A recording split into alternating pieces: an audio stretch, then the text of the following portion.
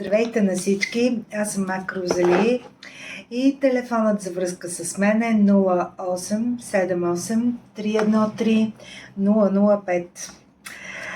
От днеска започвам с моите прекрасни карти да правя за всяка една зодия хороскоп чрез тях. Тоест ще ви казвам какво се е паднало на картите за всяка определена зодия. Първата зодия, за която днеска ще говоря, това е зодия Овен. И сега ще изтегла 3 карти от моята колода, която се казва 78 врати, т.е. тя показва 78 възможности пред овните. Но ние ще изтегляме само 3 карти, за да може да разбереме коя е вярната посока за тях. Ето първата карта, показвам ви. Това е отворените врати.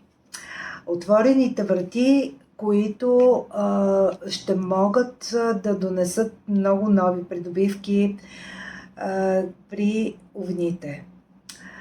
Сега ще изтегла втората карта. Хубаво да ги размеша пак. Така. Втората карта, която е ето тази. Ето тази. Това са приказките. Приказките в добрия смисъл, не клюките, не за лошо приказки, т.е. вратата, която ще се отвори пред вас, овни, в бъдеще ще бъде като приказка. Там ще се чувствате като в приказка и ще имате големи успехи.